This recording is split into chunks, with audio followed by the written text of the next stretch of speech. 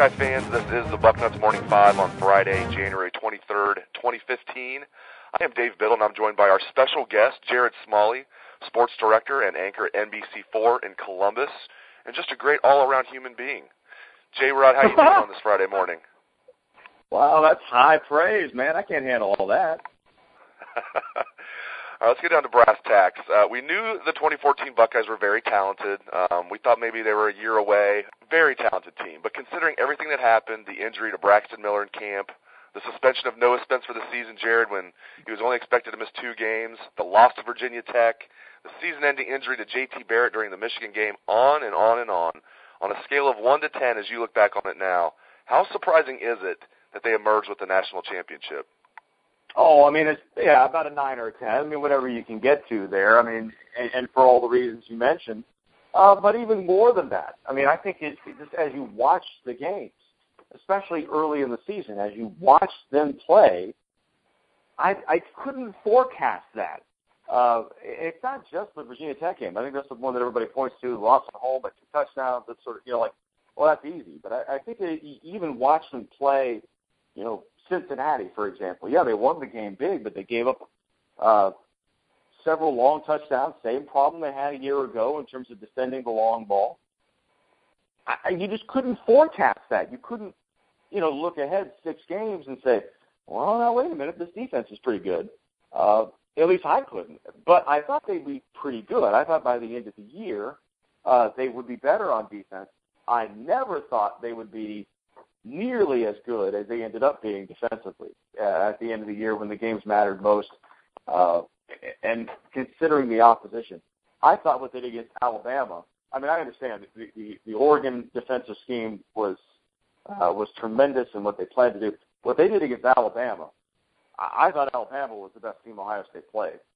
And what they did against them, the way that Alabama could deploy with arguably the best receiver in America, a running back that I would want no part of tackling, what they did was just pretty special stuff.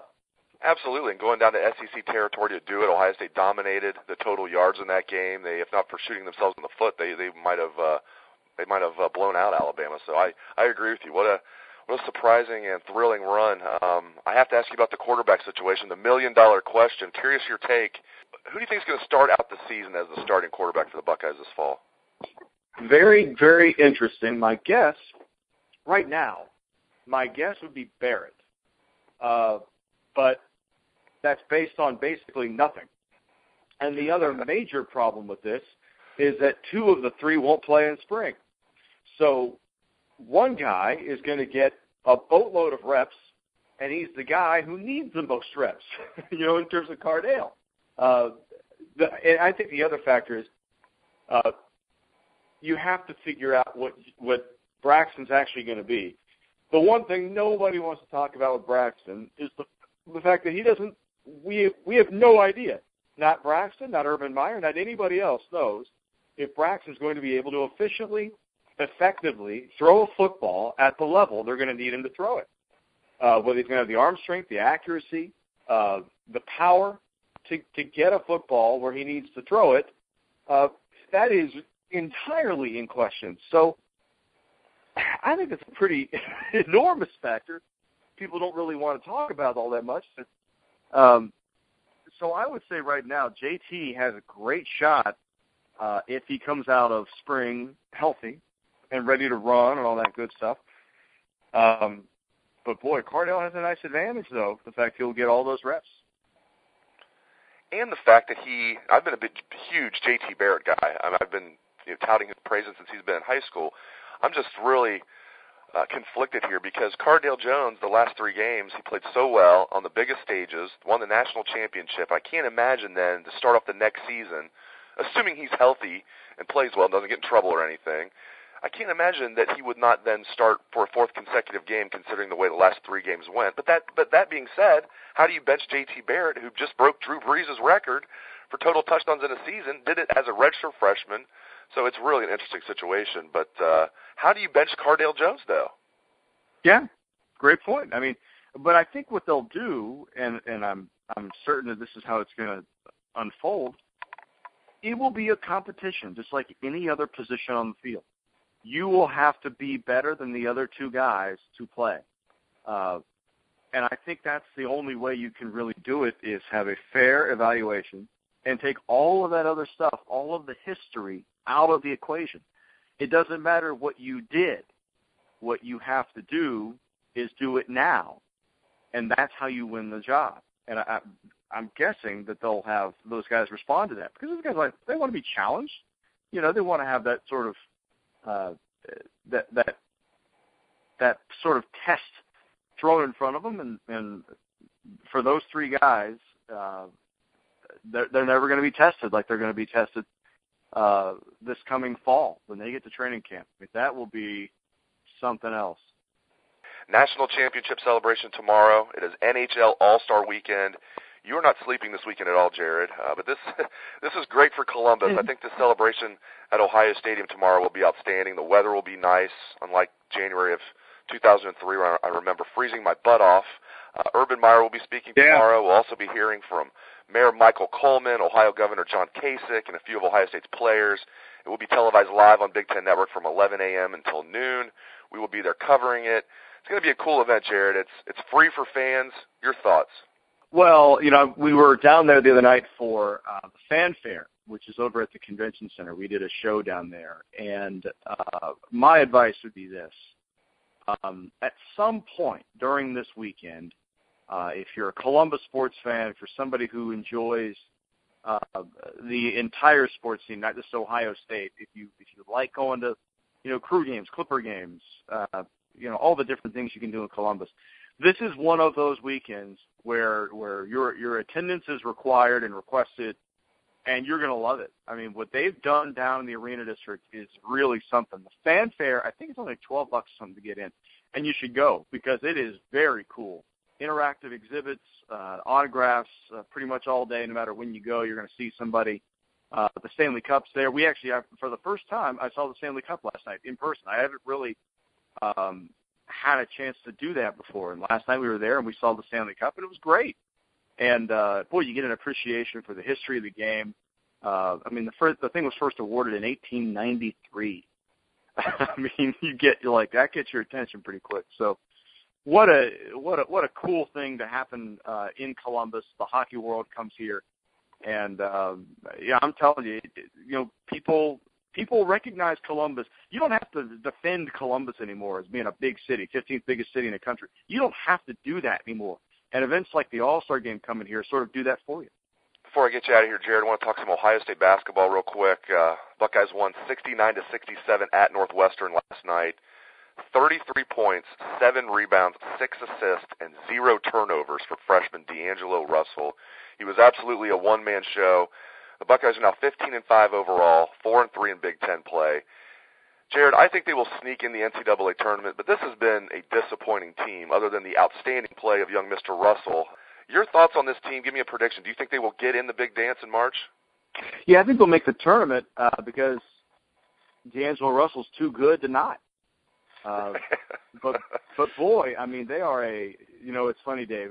We're on watching the second half of that game last night where final 12 minutes, he's the only guy that scores. And we're sort of having this running discussion through the game about, boy, the seniors kind of play a little bit like freshmen, and the freshman plays like a senior.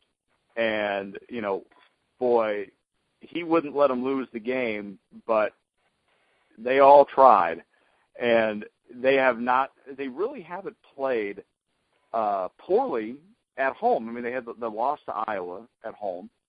But for the most part, they've played pretty well, even in conference, played Michigan very well.